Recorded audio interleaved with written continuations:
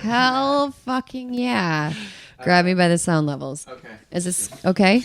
This distance from my face. Also, I like that this chair is so squeaky. Can you pick up on it? Just make sure you do that throughout. Yeah. Just very slowly. Wait, hang on. I bet I can make it pretty steady. Oh, fuck. And then I want to listen to the Federalist Podcast. Hell yes. Hell yes. And then First time that sentence has ever been said. I'll tell you so, Howard Stern, man. That motherfucking goddamn degenerate fucking cunt. I'll tell you this much. There ain't no God while Howard Stern's walking the earth. I'll tell you that. Fuck it, I gotta go.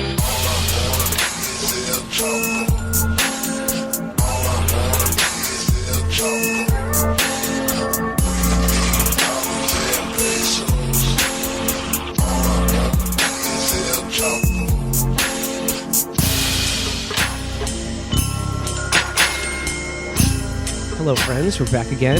Another episode of Chapo Trap House. Me, Will Menaker, Felix Peterman. Hello, everybody. Two-time New Yorker profile, Felix Peterman. Also, I think now the weekly game we're playing on the show is Where in the World is Matthew Cushbaum Christman?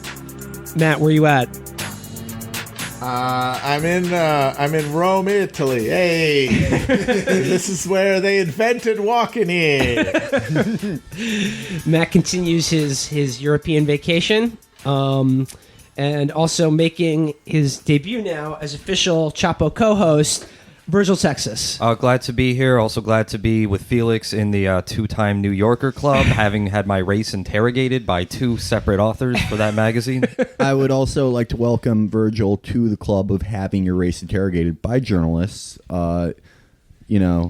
Disgusting lying media says that they're not sure if I'm a step person or Jewish. Very unfair. Can we establish once and for all, though, we now have Amber. We've established that she is a woman. She's now a co-host. We now have Virgil. POC? Question mark? Well, yeah, I suppose. I mean, like... Well, standing next to us, you are. Well, sitting next to you, Yeah. right? Well, I mean, I'm sitting next to Felix also. That's and, true. No one knows what's going on with me, man. I shouldn't get too much further into the show before introducing our guest this week. Sitting in, we've got Erin Gloria Ryan of the Daily Beast. Erin, Hi. how's it going? It's fine. Everything's fine. This is normal. It's normal and fine. Could you stop normalizing Chapo? Can I ask you now what I've been asking all our guests? Just how you've been coping? What's your self-care regimen like? How are you dealing now with I've been having extremely weird sex. Like extremely weird sex. I've been masturbating a lot. I've been drinking a lot. It's basically been like nihilistic hedonism since the election. I didn't cry though. At least there's that. It reminds me of that episode on a little show called Mad Men, when real history happens, and like as viewers you're like, oh wow, I remember that, learning about that in history, but these characters Is that show about like the history of STDs and how like Don Draper invented them? Yeah, he invented STDs and alcoholism. Okay. What if it wasn't called chlamydia? What if it was a celebration? Oh, it's like his dick is a carousel. So tragedy breeds. No, that's exactly what happened. I was a Yeah. virgin before. I was 100% a virgin, and I lost it, and I have not looked back since November 8th. You figured no point in keeping that V card now. No. I mean, sorry, Pope. I'm actually holding off till the inauguration. I'm willing to give him a chance. I've never had sex. Nothing's changed.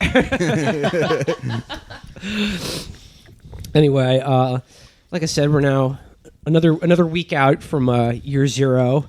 We're coping. We're doing okay. We just yesterday were profiled in the Cosmopolitan Gentleman's Weekly. It's a weekly magazine about what wines to drink and cartoons about dogs, desert islands, and therapist's office. We're talking about the Daily Stormer. But the New Yorker ripped them off. Yeah, you all know that. They ripped everything. The Daily Stormer was the first magazine to put words on paper. Yeah. Well, the Daily Stormer is really the spy. No, they don't have. There's no printed edition of the Daily. I mean, it's kind of the spy magazine of long form, right? The Daily Stormer. I mean, I call it the New York Times. I mean, the New Yorker, they spot talent and they did poach Andy Borowitz from them. So Yeah. It's true, yeah. Yeah, that does kind of put a damper on it. I mean, the New Yorker is saying, "Hey, look at these new comedy guys. By the way, here's an article by Andy Borowitz." Where he goes like, I don't know if you saw, but Borowitz is really like, he's seeing his call to duty, as it were, since Trump was elected. And I don't know if you guys saw this, but it was like, it was like a very fucking, Lenny Bruce moment. He said, Donald Trump outlaws spelling bees. And I was like, whoa. So, I don't know. How'd you guys feel about the piece? I mean, this is our biggest press clip ever. My menchies have been abuzz, mostly from children disturbed by that watercolor portrait of me. Yeah, God. one yeah, you look like that painting that Amber Waves made of Little Bill. The eyes follow you wherever you look at that. God, I told Gia I want Roz Chass to draw me and nobody else, but it didn't come through. Did John Wayne Gacy do that? Oh no, he's dead. I was gonna say it looks kind of like his art. Yeah. Well, I always try to support Midwestern artists. I hope they were stout. I hope they were stout Midwestern artists. Yeah, what the fuck? Matt is taller than me, man. Yeah. He's not stout. He's not a stout. No, stout. I know, I'm the tallest one of you motherfuckers. I don't Yeah. think stout I'm taller means than short. any of you. Yeah, it does. It means No. like stocky. Yes, it does. No, it means Yes, it means like barrel-like, like a tree of some sort. Barrels are so tall. No, it's not about Barrels are height. noted It's for not their about imposing height. because people say short and Yes, stout. it is. Why, if they mean the same thing, that's Round. redundant. It's a rounded shortness. No, It's a no. If rounded they had said shortness is short what it and is. stout, that would be the case. Disgusting lying media saying that my co-host is not a big boy. Well, I will just say that it was definitely like a very fast cycle of emotions for me to see, oh my God, here's this New Yorker article. Click on it, and the first fucking paragraph is, this fat unemployed asshole. I'm like, oh shit. Maybe I don't want to be in the New Yorker. I was described as slight and bearded, which to be fair, Our, try to our True. little boy, They did not our even- wispy little boy. yeah. It seems like there's a lot of body shaming going on right now. I just want everybody to reflect on that and maybe do some self-examination about body is shaming. right. Erin is right. All men are swole. No, exactly. And it's very important for all men to feel good about themselves and their fat ass stout bodies. Yeah. Well, another thing I'm embarrassed by from the article is it did make mention in my family history that I'm from an elite New York City literary background, and the jig is up, folks. You bougie as fuck, yo. I know, like, for the last couple months on this show, I've been pretending to be sort of a Tom Joad figure, a son of the soil, struggling voice of the working man, but that's now been exposed in print, and the bill is coming due, people. I can't believe this is like a Rachel Dozial case, but Yeah, and I love that it was a Harvard graduate and inveterate nepotism case, Matt Iglesias, who decided to bust that one out as an own. well, yeah, A like guy who would be folding fucking shirts at the Gap if his dad hadn't gone to Harvard is going to throw shade on that subject. well, both Matt and I are both New York City private school kids. I'm gonna break that news here on the show. But for some reason, like, we took opposite paths in life, and I don't know what my excuse is for not being a chubby, glib, useless asshole. But, Will, did you go to a lesser Ivy? Yes, I did. I went to a completely non-Ivy. Anyway, so I've been outed as a fraud. The show's over. I'm still OG. I'm actually extremely low. My dad worked on a diarrhea farm. The bank foreclosed on it, and I had to start working at the gentrification law firm. And yeah. Will is out for being a bougie class trader, and now it's going to be Felix, Matt, and the governor. Well, like I said, this is our highest profile media hit yet, and as such, we've gotten a blizzard of reaction to this. All white. Yeah, Yeah. And exactly. A lot of white emotions swirling around. Well, actually, New Yorker. There's been one guy who's been responding to Gia like dozens of times, calling us crackers and white devils, and accusing her of caping for the white man. So, But he's always been in Gia's mentions. Like, this is just a new thing. Fact. I mean, yes. I mean, was I hatched in a lab by Dr. Jakob? Yeah. But that makes me less of a human being. Am I a snow ape cave person? Yes, but I'm also a father. God, no, there's been a lot of good reactions to it. And the one I want to talk about other than is Ben Domenech of the Federalist. Is that how you say his name? Ben Domino of the Federalist replied, saw the New Yorker profile and said, they have barely more listeners than our podcast. Where's our New Yorker profile? And then people immediately screen capped their SoundCloud page, which showed by just a little bit more listeners means about 40,000 more listeners than them. The Federalist Podcast on SoundCloud has less than 1,000 listens per episode. Yo, they're like SoundCloud rappers. Yeah. Like, yo, fam, do you like virtues? Do you like it when women keep their baby? Keep my SoundCloud Federalist Radio Hour. When someone pointed that out to him, he goes, yeah, well, iTunes, that's a thing too. But then they looked, and they're not even on listed. the rankings. They're not listed anywhere on the iTunes charts. No, Ben Domino is like the SoundCloud rappers who begin a track by being like, you already know who it is. And it's like, no, I don't. You're on SoundCloud. Yeah. Erin, you've never listened to the Federalist Podcast, have you? What's a podcast? A podcast is it's like an hour-long audio presentation where you and your friends, you get to be racist. Is that like where you get like a text message of a picture of someone's butthole? It's like how white men communicate. Oh, okay. Yeah. That's interesting. No, that's great. I'm learning a lot today. No, I don't ever listen to the Federalist Podcast, but I am on Twitter, and I see them opining sometimes. It seems like it sort of seems like, and not everybody at the Federalist is an idiot, but it sort of seems like Wrong. it sort of seems like Reason with a lobotomy. The Federalist would be the kid on the sidewalk like yelling at abortionists. It's like the campus preacher. I yell at abortionists, but it's like I throw my like panties at them. Yeah. I'm like, yay, because it's like also a one-stop shop. Because I'm gonna get pregnant anyway, so it might as well be somebody who can take care of it. Yeah, no, I personally yelled at them for not working fast enough. Like, that was my big problem with Dr. Tiller. He had slow hands. Oh, is that why you did that? Yeah. I'm sorry, guys. Sorry I did both the mutant kid who you keep in the basement. But Reason is the one that like you give the punishment stick to when you go to church. That's the difference. Well, I don't understand why the Federalist Podcast exists. Because I'm looking at it right now, and like their post-election episode that has like 900 views compared to our 40,000 is titled "Discerning the Continued Post-Election Outrage at Feminists." And if you're like a Gamergate, That's our fucking gig. Yeah, dude, get the fuck out of here. If you're mad at feminists and you want to scream at them, you're not going to listen to the fucking bow tie dipshit guys at the Federalist, who you have been calling a cuck for the past 12 years, rightfully, in fact. Mm-hmm. You're more likely to listen to like a screaming Norwegian Let's Play guy who has 1 billion subscribers. Yeah. Can I say a sentence now? I'm going to put together a series of words that I don't think has yet been spoken in English or anywhere in the human race. Ready? Let's listen to the Federalist Radio Hour. All right, let me do the sound drops first. Oh, dear God, no. Damn, son, where'd you find this? Federalist Radio. Women have to keep it. Carry it to term.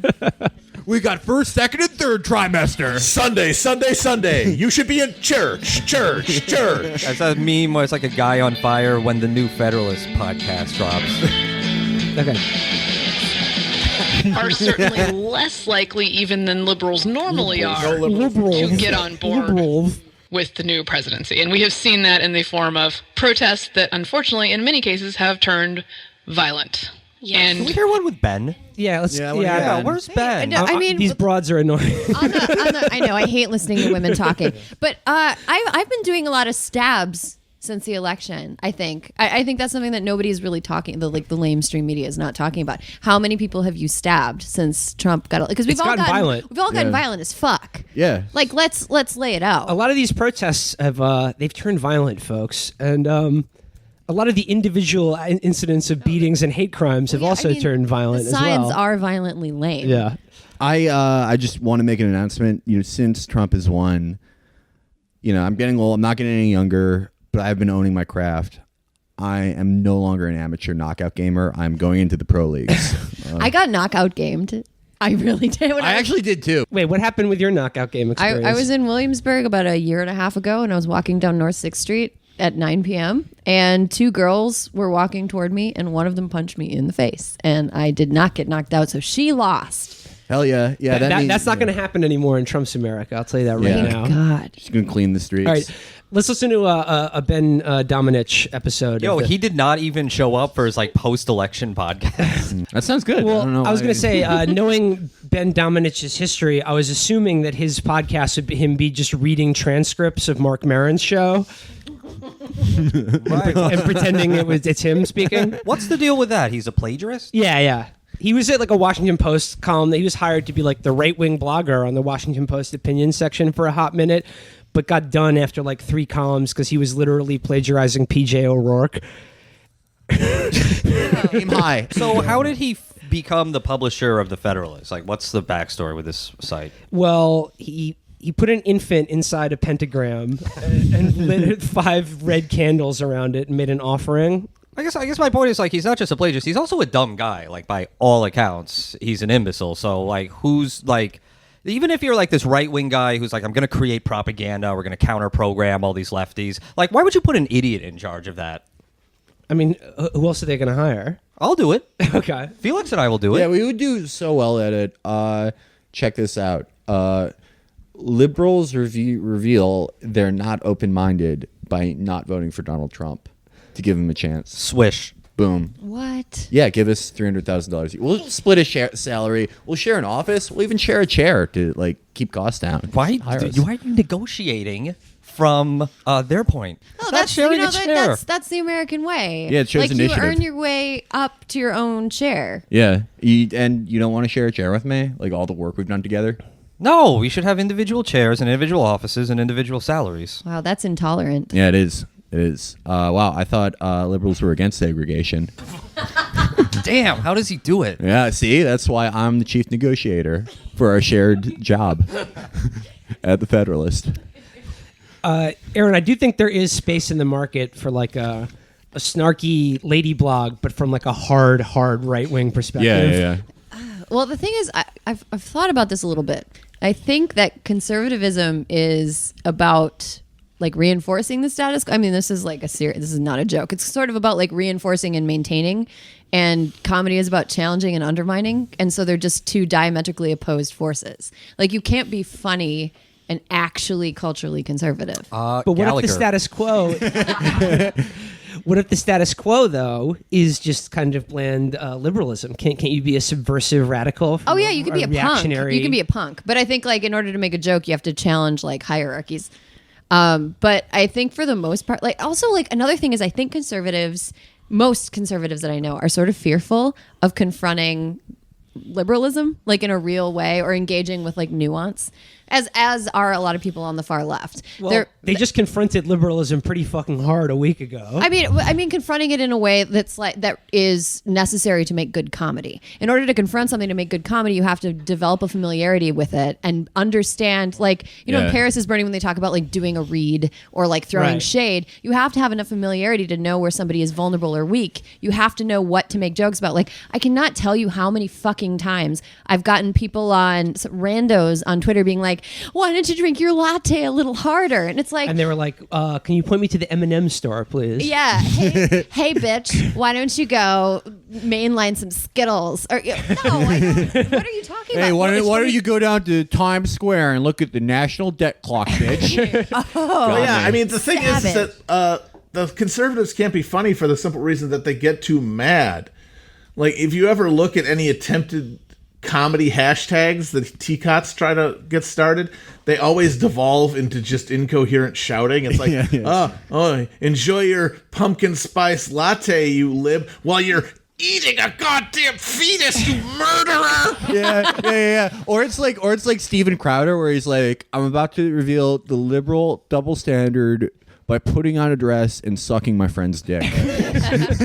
That's not comedy. You just wanted to do that. I was talking to somebody about Milo one time, and they were like, Milo. His name is Milo. His name is jerk off motion in the air. That's his name. He's always coming up with these like hilarious stunts where I'm bathing in pig blood. Take that, libtards. And it's not funny. Like, it'd be funnier. Here's a good joke for air jerk off motion man. It would be funnier if he were to pretend that he was going to identify as a woman, then pretend to be pregnant, and then crowdfund for his own imaginary abortion. That would be fucking funny. But he's not going to do that because he doesn't understand how to needle things because he's not familiar enough with the left to actually make a good joke. Well, he might just listen to this. Yeah. So. Well, if you steal it, I said it first, you fucking dick. They can't make a comedic concept build because, like Matt said, they just get too mad. Like they can't start opening it up, set up a premise and then follow through with a punchline because it's just immediately hey, do you need a safe space for this country you're ruining, you piece of shit? I fucking hate you. I get the safe space thing a lot. Also, because I'm a lady, I get the why don't you go home and masturbate while your cat's around? It's like, yes, that's not sad at all for me. That is pleasurable. That sounds great. It's a totally free, cool thing Felix you can and do. I actually proved this when we tried to reverse engineer a Teacot version of the Teacot name games that we would do, where we would try to think of the most hilarious names for conservatives because they all sound idiotic. Classic Kushbomb bit. Like Yardley Hunchback or whatever. And we always were like, well, what would be the conservative version of that? And it would be ACLU lawyer Myron Flagburn.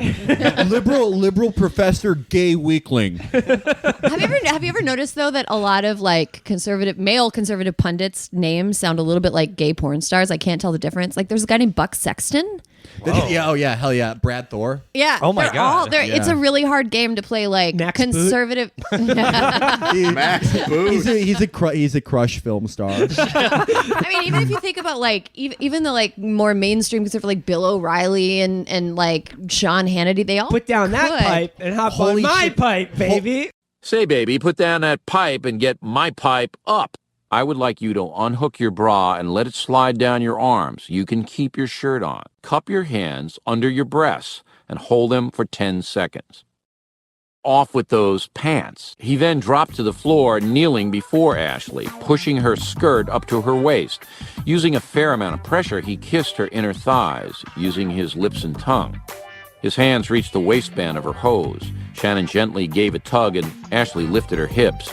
He slipped the hose down to her ankles, all the while continuing to knead her skin with his tongue. Ashley climaxed twice before the two got up from the couch and climbed the stairs to the master bedroom. She obediently performed oral sex on him.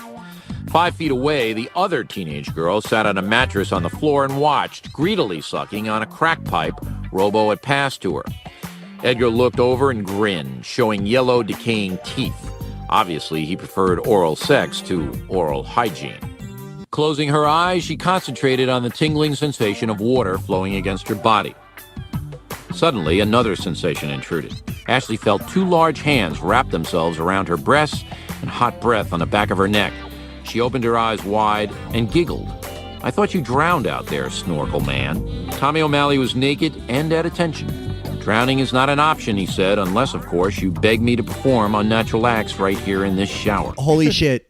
Oliver North is Peter North's brother. Yes. Yeah. I would bet one is probably a lot better at fucking. Yeah, Oliver, yeah. Peter got all the cum. Oliver just he whistles. He doesn't, but I want to go back to the latte dish, which is, classic bit. It's so a standard painful go-to. to me. But I love lattes so much. Who doesn't like steamed milk and coffee? Whom amongst us? But that's the thing. Everybody does. And the funniest thing this week is the Trump Starbucks protests now. They're fucking drinking lattes too and trying to make like service workers call them Trump. Guys, this is called Operation Home Nurse. Next time that your Craftmatic turns over and you're caught in the space between your bed and the wall, call the nurse you have on call that takes care of your diabetes and say that your name is Trump, and it will drive them crazy because nurses are libs. Man. But no, See, everyone is making fun of these guys for buying a product that they're trying to protest and show. And how are you so stupid? But I mean, I am old enough, and maybe Will remembers this, to remember during the Iraq War when guys in large numbers would buy French wine to pour down down their toilet or into a sewer. Like there would be I remember seeing news footage of dozens of idiot hicks chuckling their asses off while they poured French wine into a sewer that they had fucking purchased. They're trying to boycott Pepsi. Did you see this? Yeah. I don't even know what it's about. I saw them post I've been this boycotting Pepsi for my entire adult life. It's easy. They saw this Coke is thing that's superior. Actually, this week, so Megyn Kelly has a new book out, which I'm sure you guys have all been devouring. You guys have all been devouring it. Actually, yeah. I see 4 copies here. 3 of them are crusted in cum.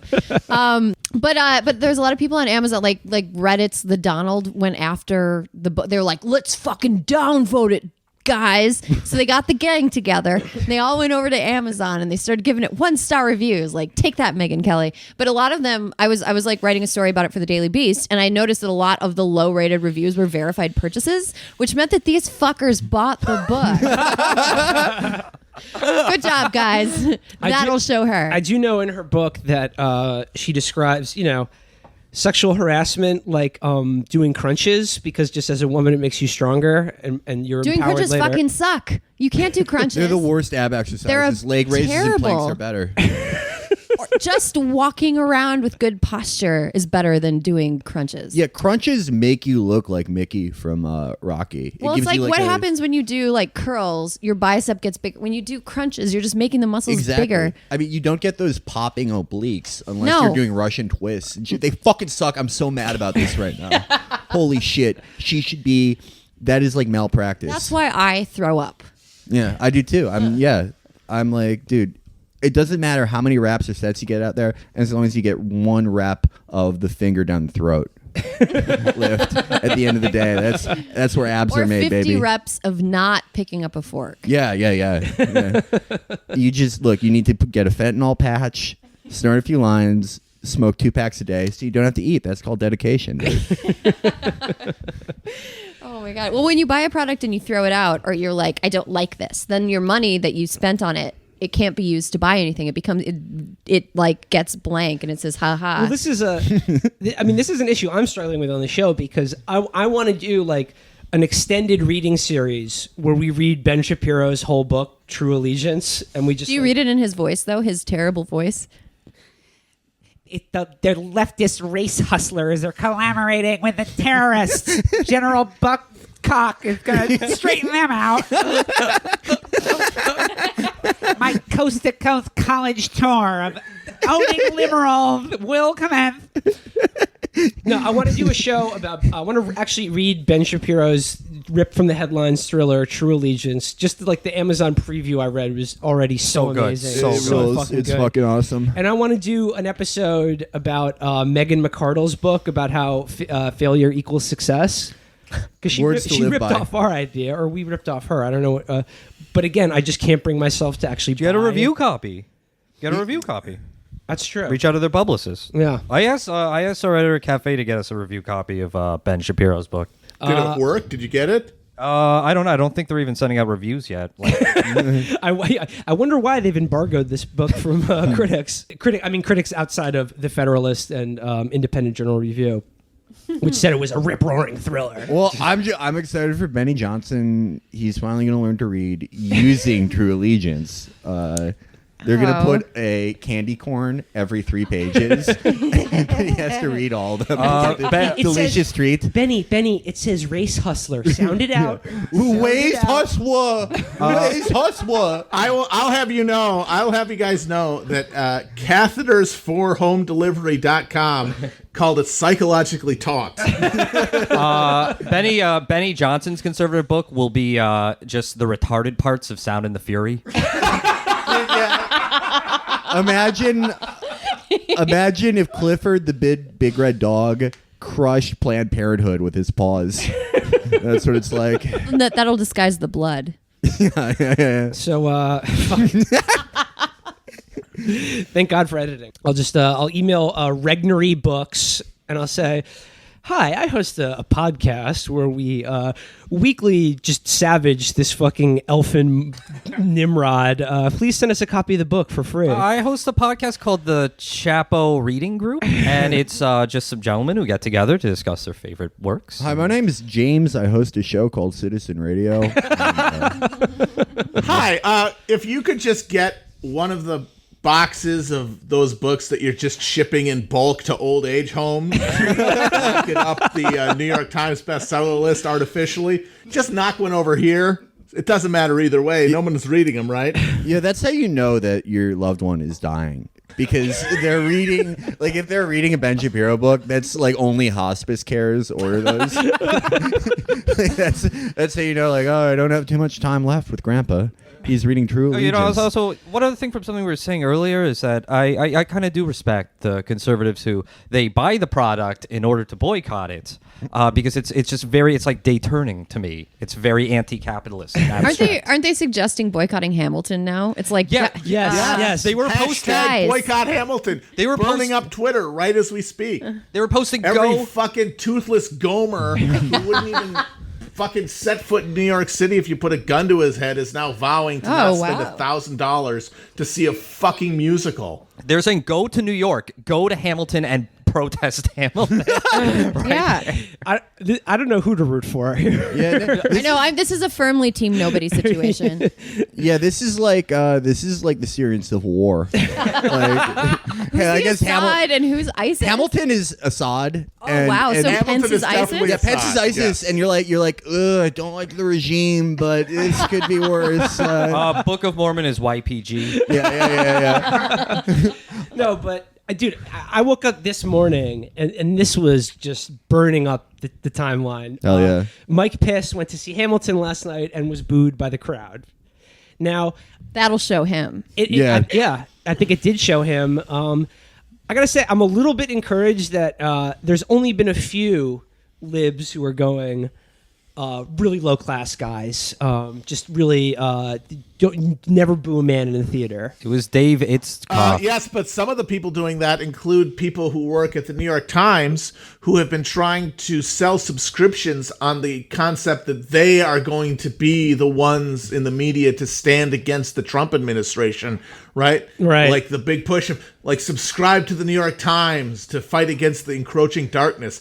And you had David Itzkoff being one. I'm bummed out by that. This is against the message of Hamilton, which is. Yeah, Maggie Haberman, who just last week was like, "Yep, here's the hate mail I get. It's pictures of fucking concentration camps," and now she's like, "Gotta respect the office." Can we talk about what Donald Trump actually said, because it just like shows what folks. I always loved the theater. I'm a theater kid. Yeah, I was a theater kid. I love the musical theater. Cats taught me it was okay to be weird. Believe me, I say it all the time. To be a queer kid growing up in the outer boroughs, he does. Theater was a refuge. Gesticulate like how my dad from Wisconsin thinks gay guys gesticulate. Yeah. Folks, Rum Tum Tigger. He's great. Can't believe they booed a great man like Pippin. Hey, when the Phantom he sings Music of the Night, I'm crying, folks. I'm crying. But like, I can't control it. Do we love that? Do we love the music of the night? We love that, don't That's we? the thing, is he literally said like the theater is supposed to be a safe space, and it's like what rubes the people who voted for him are. They're like, he's gonna bring back white honor with blood and fury, and he's just this like fey New York real estate guy who's like, I cannot believe they disgraced. I bet his hands feel like wet bread dough. He gave a on Twitter. He gave a 5-star review of American Idiot in like 2012. That's absolutely true. You can look it up. He was like, Yo, he loves the theater. he loves You know theater. what's really obnoxious about this whole thing? So is does that Glenn Beck, by the way.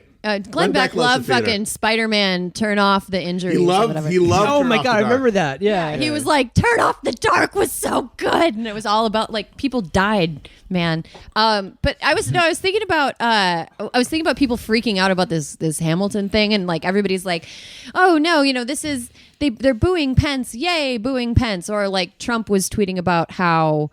Yeah, they're booing him. How classless. But like now we're talking about this instead of the vast ethical problems and the vast potential legal problems with his presidency. Now we're talking about fucking settled. Yeah, he settled his Trump U lawsuit. Fraud lawsuit for over $20 million. And now he's focusing his followers on this notion that they have that everybody in the cities who voted for Hillary Clinton are these elite, multicultural gay people who can't wait to boo them. Like it's completely inflaming the exact insecurities that his voting base has and expressed in the voting booth. And it's real. I mean, it's like a funny thing to talk about, but also like, don't lose sight of what's like really happening. No, I mean, it's true. It's like we've spent the entire past 24 hours like litigating, like, is it all right to boo a man in the theater if he electrocutes gay people?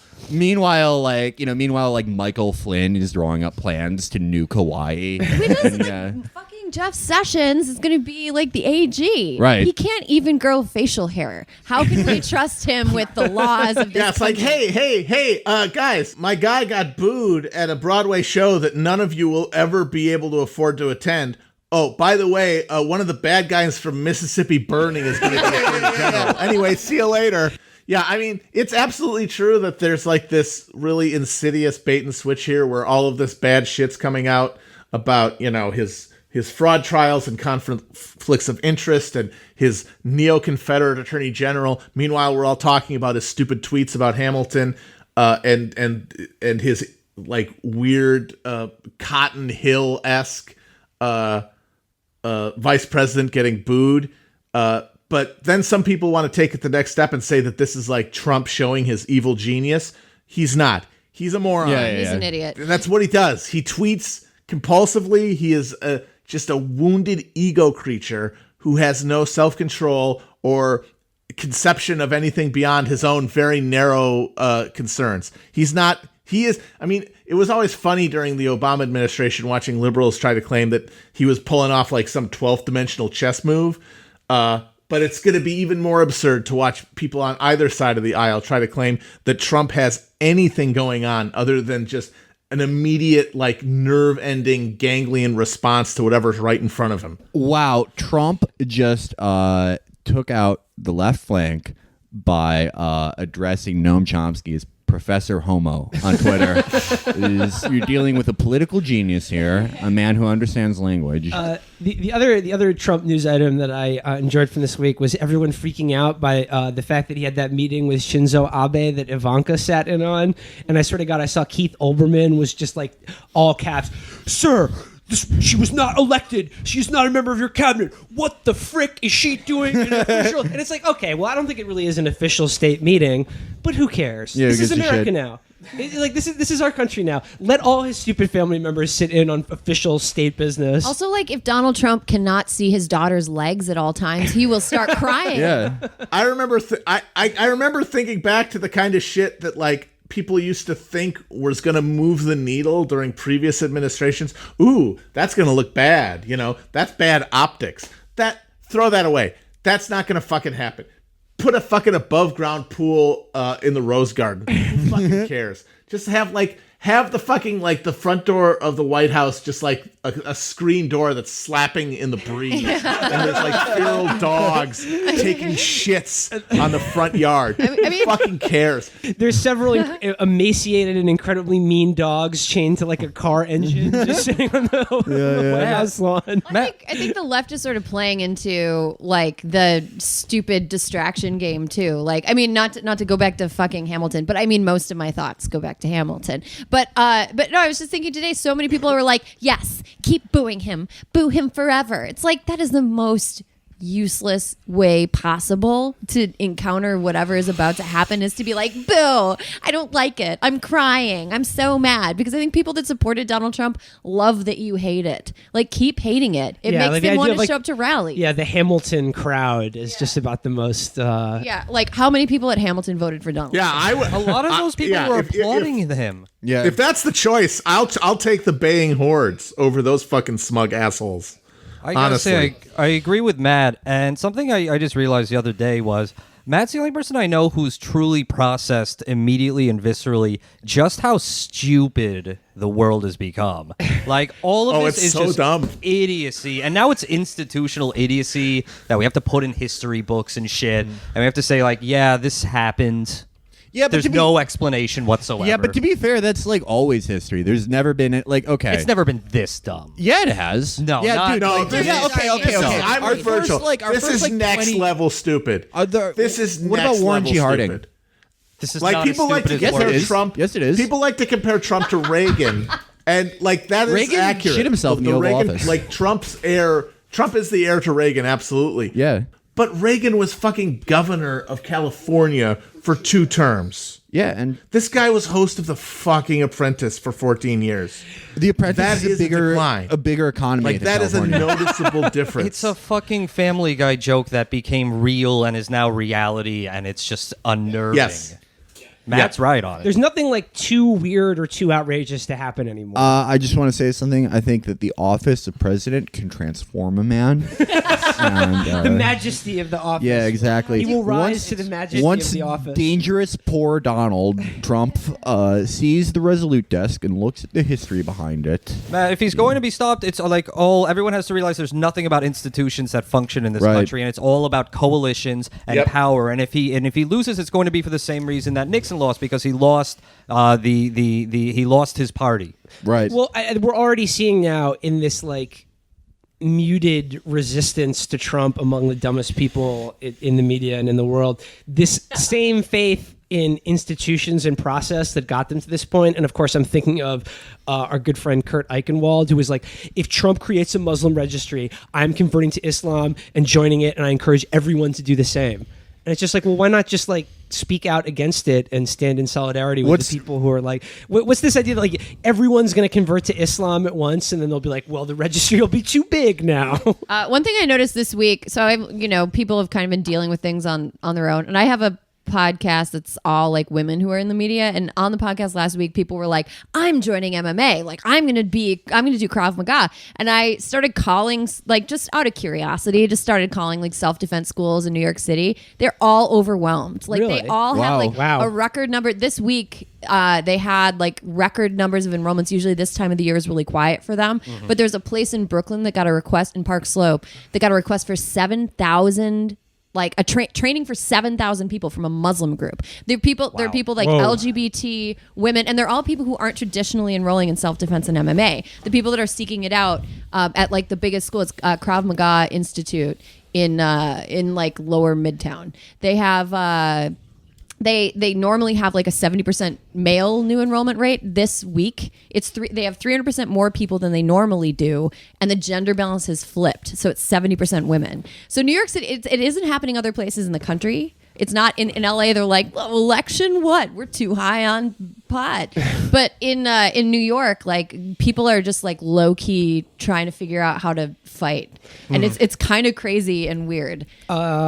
We should encourage them to seek another martial art other than Krav Maga. Krav Maga is trash. I'm sorry, it like doesn't work. Eye poking and ball kicking is super useful. But look, eye poking and ball kicking is great, but you need live training. Like Krav Maga, to me, it's just like they're like, I've been doing Krav Maga for 10 years, and now, if somebody points an AR-15 with the safety off, mind you, on a Boeing 757, I have a 48% chance of disarming them if I remember these 38 moves.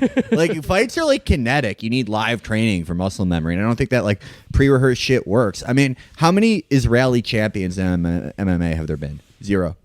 Well, I think the media is just covering them up. That's true. There is a bias against Israel in the MMA media. In the media, for sure. Yeah. But no, people should do judo, wrestling. They're great, folks. They're great. I can't say enough about clinch fighting. Okay. So your recommendation is judo. Judo, no gi judo or gi judo, wrestling, Greco-Roman wrestling, clinch fighting, Muay Thai, Brazilian Jiu-Jitsu. Be on the lookout for our new self-defense video series. With Felix, How to Survive Drump's Dangerous America. No, dude, seriously, someone asked me to make one last night. I was thinking about how mad people would get if I make a video where I'm like wearing a headband. And it's called like "Females Defend Yourself." I think it'd be great. I think you should totally do that. Should do it, I'll wear. You know what? I will wear a shirt with iron-on letters that says "This is okay," and I'll stand in the background the whole time. Periodically whistling and going, "This is okay." It's okay, guys. It's okay. It's okay. While I'm staring into the camera, like the woman has a lower center of gravity due to her uterus. Don't step in it. This is okay. He's totally right, folks. This is in the encyclopedia. No, the Happy you came by. Oh, this is great. This is a really good time. Well, I mean, going back to the Federal News Hour, you know, things are scary and violent out there, but just not in the way that these assholes imagine. Because, you know, the new line now from these guys is that these are all professional protesters. Yeah. You know where I can get that gig? I went to MoveOn.org and they asked me to donate to them. It's fucking bullshit. I was going for that. Yeah, these advocacy groups are really rich. They're just rolling in money. You want to do this reading series? Yeah. Wanna Hell close yeah, out? bitch. We got to do this now. All right. The Chapo reading series this week, we've been talking about Donald Trump, but I think we need to go back to the people who just love Hillary Clinton. And there's been a whole sort of genre that's popped up this week, mostly on Medium. The Hillary Clinton was too good for us genre is what I'm calling this. And I'm going to read now from what I think is by far the best one of them. Of course, I'm referring to Virginia Heffernan. Hillary Clinton is more than a president. She is an idea, a world historical heroine, light itself. I mean, Hillary does travel faster than 186,000 miles per second when collapsing outside the 9/11 memorial. Hillary is both a particle and a wave. She says different things to the waves when she's paid to speak there. This is on. This is on Lenny Letter. Well, you know what's funny is the person who did beat Hillary Clinton does want to take us back in time. Yeah, no. So this was published on Lenny Letter, which is Lena Dunham's online magazine, I guess.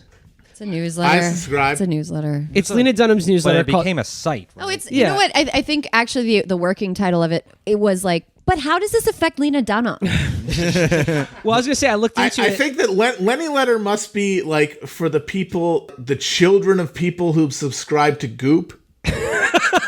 I thought the Lenny and Lenny Letter was referring to Lenny from Mice and Men. Yeah. I thought that he wrote this. I thought it was Where Lenny. did the nice lady go?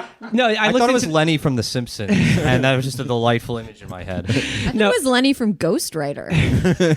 No, it is named after Steinbeck's famous man-child, and it's called Lenny Letter because every article is as soft as a rabbit. And you just want to read it and touch it until you Just break grab your it by iPhone. the hair until it dies. Where did nice Hillary go? I don't want to see John Podesta. Okay, let's dive. Sorry, let's dive into this. Okay, Hillary is more than a president; she's an idea. When people told me they hated Hillary Clinton, or far worse, that they were quote not fans, I wish I had said in no uncertain terms, I love Hillary Clinton. I am in awe of her. I am set free by her. She will be the finest world leader our galaxy has ever seen. Okay, yeah, sure. She's taking a strong stand for the existence of intelligent life elsewhere in the universe. Well, what about Galactus? Galactus was a third-way reformer. I mean, he only got in there in the first place because of Ross Perot ran against him. But I wish in those exchanges I had not asked gentle, tolerant questions about a hater's ridiculous allergy to her or Clinton's fictional misdeeds and imagined character flaws. More deeply still, I wish I had not reasoned with anyone, patiently countered their ludicrous emotionalism. oh, okay, yeah. No, Sorry, yeah. I winked. I hope you can add a sound effect for that. And psychologically disturbed theories. Yeah. Add a wink sound effect again. I wish I had said flatly, I love her, as if I had been asked about my mother or daughter. But people say with impunity they love Obama, the state of Israel, their churches, Kurt Cobain. In the end, I wish I said it because it's true. I like those examples. Yeah. Obama, the State of Israel, their churches, and Kurt Cobain. Those are my All of interests on those suck. Facebook. Those are my only interests on Facebook. When we annotated this for Genius, I got on that line that's you guys know this account. It's called Twinks for Trump, and it's I don't know. I discovered like Is this a real account? several Yes, months ago. there's At Twinks for first, I Trump. didn't know if it was real, but this account would all be like "Shave my chest for daddy," and it was so funny to me. And I guess it is real because they were at the Milo thing, Yeah. right? The blood Yeah, thing. it's real. And so like all these like alt-right Nazi freaks were like Trump is dad. I love daddy, and like Milo calls him dad and all this shit. And Coulter calls him dad, And too. we all made fun of that. Or like those of us who like saw it. We all kind of should have been looking at our blind spot for the people like Hillary is mommy. And there's a lot of that. There are a lot of people who think that Hillary is their mom, and I don't know. It's, I think that she reminds a lot of people that are our age about of their mothers. Like, because I think if you live in New York City and you're like on your own, you probably had a mom. I mean, she reminds me kind of my mom, even though my mom isn't like exactly like her. Just something, her mannerisms, the way that she speaks. I don't know. She was like in that generation of feminists. Mother's White House must be piping hot. No, that is. My mom does talk like Hillary, and when I call her, it's every 6 months. Got to keep them at a distance. No, I don't mean like I don't mean like viewpoint wise. I mean just like there's certain like je ne sais quoi like mannerisms that my mom chilling in Cedar Rapids. When my mom is in Arkansas, she's got a weird Southern accent, and then when she's in Washington, she talks more rapidly. It reminds me of how my mom like does fucking dabs and shit on Vine against her will to appeal to certain demographics. When your mom went on Ellen, and it made me want to die. She just wanted to diet the whole time. I mean, that's what they should have said. It's not that like Hillary's mom and you all have to love her. Just like look at how sad she is. Yeah, and yeah. All this bullshit. She hates herself. I get there's like a Hillary as mommy crowd, but I think that there's a lot of people that just have like a little bit of intersection with like feeling for her, like how they feel for their mothers. I think you're right. Though, I think do you know what I mean? right, Even though they don't definitely. necessarily agree with her, I think that there's like and I was never the biggest Hillary fan, but I sometimes there's like glimmers of like I feel for her a little bit. I think it's all. I mean, okay, I can see that and I can empathize with it, but at the end of the day, it's all pathology, and we should hate the ruling class. Like we should all loathe the people who want to rule us. Well, I mean, as Faulkner's man-child writes, and continuing on, he says, I'm not alone in my commitment. Millions of Clinton supporters, we were thanked by Clinton as the secret private Facebook... what the fuck? We were thanked by Clinton as the secret private Facebook sites. Expressed it among themselves all the time in raptures or happy tears. Oh, you guys want to know about the secret private Facebook site that women have? Oh, there's a ton of them because Facebook is not safe. So there's like a ton of little groups of like female comedians, journalists, and they kind of commiserate and they're uncensored. And there's like one of the unspoken rules, or sometimes written rules of the groups are that if you expose anything that's said there or anybody that's in the group, then you are fucking out. So there's it's a like bunch. I'm in those groups. Which I'm ones? Oh, next time you should save my comment. I will. I mean, I'm in like Sisters United. I'm in Felix the ladies' can be room. a girl name. Yeah, so- Felicia. And they're just always like, let's support each other. And I'm like, you go, girls. And they're like, I'm so glad we let you in here, Felix. Yeah, the so, only man who can listen to us. Erin, what do they say about me? Let's cut to the chase. It's mostly eggplant emojis. Okay, Yeah, what does yeah. that symbolize? I I think like eggplants. nutrition. They're Nutrition. good. They're hearty and they're odd. Nothing else like them. That's Okay, it, yeah. that's nice. I think it's like Bad Girls Club. Like if I was on Bad Girls Club and they were like, Leia, you're a fake ass bitch, and I would be eating ribs and be going totally. Ladies, I'm trying to game. Keep it down.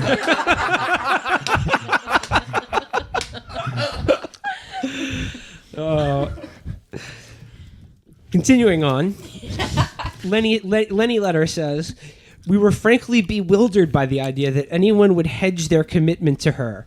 You don't have to be her friend. Yes, she's made mistakes, quote, the lesser of two evils. We didn't remember anyone turning to this stock ambivalence when discussing Obama, Babe Ruth, FDR. What? Babe Ruth? Yeah, Babe Ruth. Yeah, look, guys, Babe Ruth may have Babe Ruth may have started the Reichstag fire. Babe Ruth was a great Secretary of Agriculture, guys. This person is so good at making lists. I'm just so impressed by it. I find it so hard. It's like people never talk about Steve Ballmer and pork chops and Kazakhstan like that. But wait a second. Oh, really? She's not perfect? Would you ever fucking say that about Charles Lindbergh, Mike Pence, Madonna, or Adolf Hitler? Well, look, first of all, Obama, people felt nothing but ambivalence about him, right? Like, Yeah. I mean, that's not fair. Babe Ruth, if you were like not a Yankees fan, you probably felt ambivalent about Babe Ruth. And FDR, he did sort of like win World War II, so or at least I don't contribute like to people that in W. wheelchairs, though. Yeah. Also, you know what? There was no Twitter during World War II, so we have no fucking idea how people felt about FDR or Babe Ruth, for that matter, or Obama, because this is basically the first election we've ever had where that kind of instantaneous fucking like nerve-ending response people can have has been recorded for all of time. Matt, I know that you're joking, but I guarantee if you LexisNexis, like back to newspaper articles from that era, yeah, there probably was a lot of that stuff coming from Western papers. That's like do better, Hitler. Well, another thing the media does is that they make legends. Usually a legend is made by men and media. The legend of Kennedy, say, or Jim Morrison. We're back to these Jim Morrison? We're back to these lists. The legend of Dylan or Henry Kissinger. Jim Morrison. Yeah. Where is she getting these examples from? No, if you just hit random article on Wikipedia. The legend of Hubert Humphrey and Meatloaf. Luxembourg. This is like if Billy Joel was like dying as he was trying to write a sequel to We Didn't Start the Fire.